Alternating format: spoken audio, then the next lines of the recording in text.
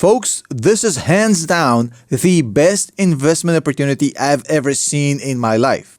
And in this video, I'll share it with you. And since every one of my videos start with the bottom line first, here it is. I'm not going to hold you hostage. Check it out. The best investment opportunity of my lifetime and your lifetime, and pretty much anybody's lifetime, is a broad market ETF such as the S&P 500, the US economy.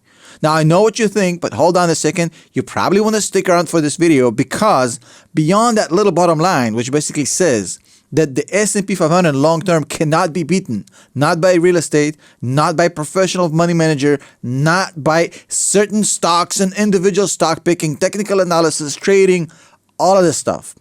Nothing can beat the S&P 500 long-term, but you want to stay for what I got to say in this video, because in this video, I'll show you complex strategies that are a little bit more advanced than what the usual standard thinking is, how to actually increase the profitability of an ETF strategy to the point where you're creating generational wealth with zero effort, zero headache, just investing in an index. It's actually worth it, trust me. So let's start from the top for those who actually want to stay for the duration of this video. If you are, thank you. Don't click nothing, don't smash nothing, don't buy nothing. Just listen. So first of all, I gotta be honest, despite my spiel earlier, I invest in individual stocks.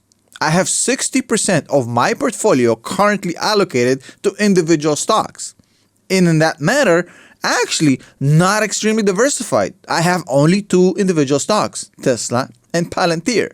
The reason being is that I love the hunt. I love the due diligence. I love the story.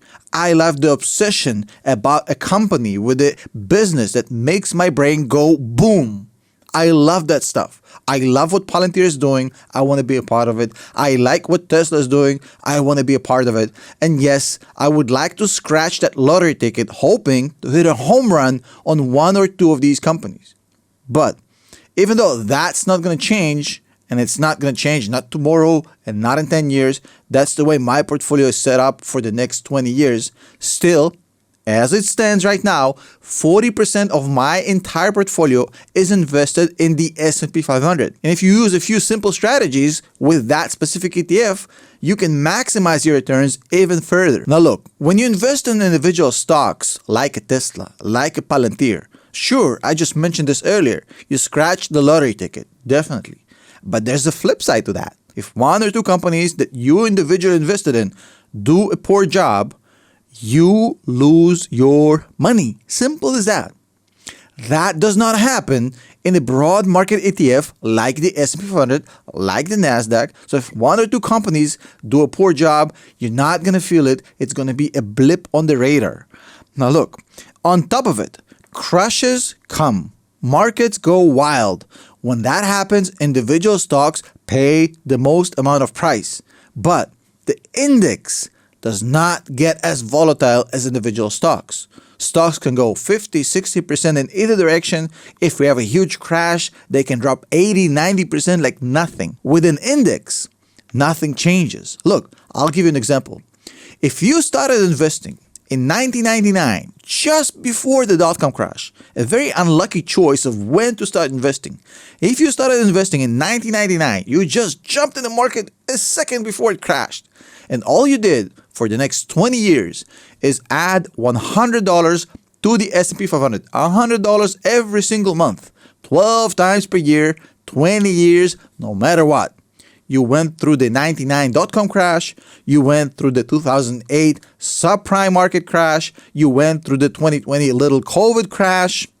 You came out on the other hand 20 years later with a 200% profit. 200%. Why? Because you dollar cost averaged into an index. Simple as that. What you got here is 10% per year for 20 years. With the crashes, with the collapses, that's because you dollar cost averaged into an index fund, a broad market index fund like the S&P 500. Now, with individual stocks, you have to understand that you have to be sort of a crazy person like me. You have to obsess about everything that has to do with that company. You have to read every single thing. Palantir, Tesla, read everything, learn everything, be obsessive. Warren Buffett once said that before he invested in railroads, he read the entire 3,000-page manual that they put out. Now, you have to be an obsessive, crazy person to do that. If you don't have time to do that, because most people have jobs, have families, have stuff to do, have hobbies, people don't want to spend 10 hours a day on researching individual stocks. If you don't do that and you invest in individual stocks, you are bringing a knife to a gunfight. As simple as that. You don't want to be in that position. The only solution for you is to invest in an index fund. Because guess what? In an index fund, no research needed, no time needed, no resources needed, no stress needed, no rebalancing needed. All you got to do is just add money every single month automatically like a bot. That's all you do for 20 years, come out on the other end with a 200% profit. On top of it, think about it this way. Now, I invest in companies like Tesla and Palantir. They're volatile. And for me, if Palantir loses 50%, or even if Palantir goes to zero, if Tesla goes to zero, for me, that's another Tuesday, because the entire money I have invested in the stock market in general is money I can afford to lose. If I lose it, it's going to suck, but it's not money I can't afford to lose. As simple as that. Now, if you have invested in an individual stock, and that individual stock is now on the way down, now, you know it's a great stock and it's going to recover in 2 or 3 years, but the market is bad and everything went down. But all of a sudden, you need that money. You need liquidity. You need to pay for medical care. You need to buy a house. Whatever the 1,000 reasons that may require you to be liquid. If you have to be liquid and your money is sunken into a stock that's on the way down before it spikes back up, you might be forced to liquidate a stock and sell it at a much lower price than you know it's going to be in 2 years because you need the cash. With an index fund, that doesn't happen. Index funds don't drop like crazy like these stocks like Palantir and Tesla. Now, I'll show you. There's no big swings. Over the course of the past 25 years, there's been 3 times when this index went down by 30% or more. We're talking, of course, about the S&P 500. In 1999, the S&P 500 dropped 46%. The next time it had a massive drop was all the way in 2008. It dropped 54%. Then it dropped 33% in 2020, 12 years later. From 2020 until now, we haven't seen a drop of anything that comes close to this. So over the course of 25 years, we can pinpoint 3 times in which you might have been stuck in an index fund because it dropped suddenly and you needed the cash. If you're invested in an individual stock, that's going to happen multiple times per year. And if you need that money, you're going to be in a huge world of trouble. But if you DCA'd, if you dollar cost average into the index, into the S&P 500, you never have a problem because you're never locked in at a certain price. People who bought in 1999, the same way as the guy we just imagined earlier, and just kept their investment. Instead of buying $100 every month, let's say they put in $30,000 in 1999. You know how long it took them to recover their money? 13 freaking years. 2013 is the first time they broke even. That's why dollar cost averaging is much better than going lump sum in at a certain price and locking that price in. That is literally trying to time the market. You don't want to do that. Now look, studies across the board show that the longer you stay in the S&P 500, the more it becomes impossible to beat that index by professionals who get paid 20% carried interest, 2% assets under management. They're getting paid ridiculous money to beat the index. And guess what? 85% of professional fund managers cannot beat the index fund on a 15-year basis. Cannot.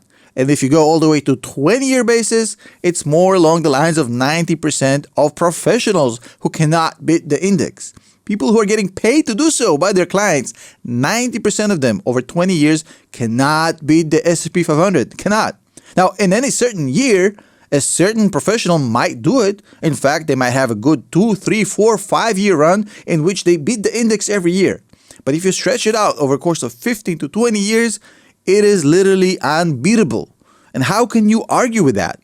Now, I promise you a few strategies to maximize the idea of putting your money in an index fund. Now, whether you're going to put 0%, 50%, or 100% of your assets into an index fund, there's one thing you need to understand. there's ways to amplify the effects, all these great things I just told you about index funds. Now, in 1999, the 3-fund portfolio was introduced as an amplified version of broad market index investing. Now look, the 3-fund portfolio is very simple. It basically is designed to increase the benefits of investing in index funds and creating more profit by adding just a tiny bit of risk. And that was done by basically dividing your portfolio into 3 types of ETFs. The first ETF would be a classic S&P 500.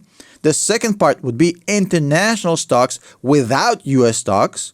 And the third one would be bonds. If you combine them, you essentially get perfect diversification. You have bonds, non-US global stocks, and US stocks, all combining the perfectly diversified portfolio with all the benefits of buying the entire market. Now, that's not a bad portfolio. It's diversified, it has 0 overlap, and 0 work. None of these overlap. So any risks you have in bonds, in non-US stocks, and US stocks, they're completely isolated. Now, this was great. But later on, we have seen the new and improved 3-fund portfolio, the next version, the next generation of the 3-fund portfolio. And here's the thing.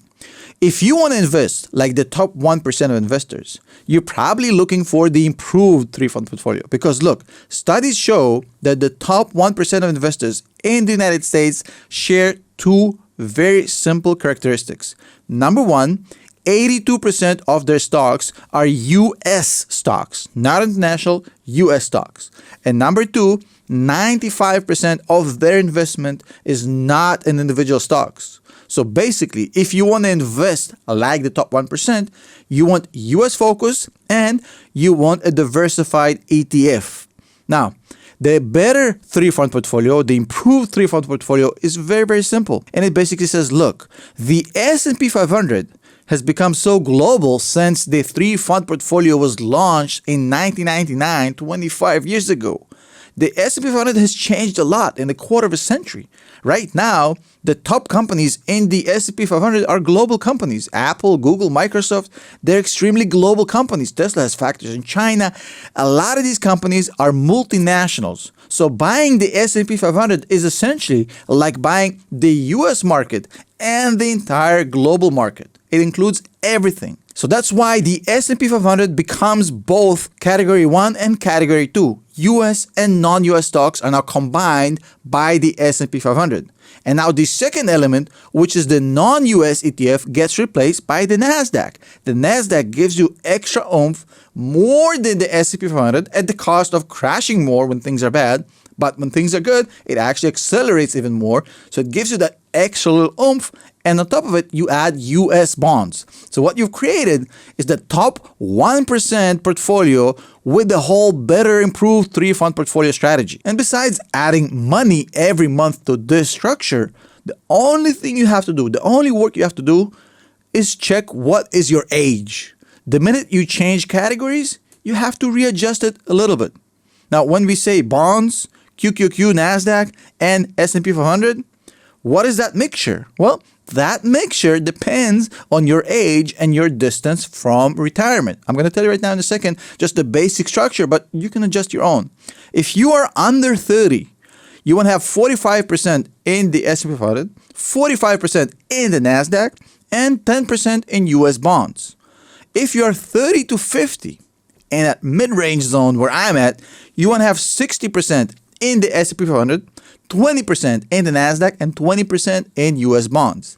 If you are 50 and above, 50 plus, then you want to have 50% in the S&P 500, 25% in the NASDAQ, and then 25% in US bonds. That's all. So every few years, you just readjust the portfolio and do nothing except that. And it's especially important to me that younger audience members understand this. Look, even if you're in your 20s, in your 30s, starting out early with this structure is going to create generational wealth for you with zero risk, zero headache, and zero time spent just by staying the course. You're going to create massive wealth by doing nothing. If you just DCA into this sort of structure, whatever the configuration you choose, whether it's just the S&P 500, the 3-fund portfolio, the improved 3-fund portfolio, whatever. I choose the 40% S&P 500. You might choose whatever, but the idea here is very, very simple. You don't time the market, you stay in the ETF that has the broad market, and you buy every month and do nothing but adjust it once your age jumps a category. That's it. People who make hard choices, like investing for 20 years, lead a very easy life thereafter. People who make easy choices, like buying meme coins and betting on individual stocks that nobody has ever heard about, trying to get rich quick, they live a very hard life. I told you this before. The fastest way to become broke is to try to get rich quick. And the fastest way to become rich is to do it slowly. I'll see you in the next one.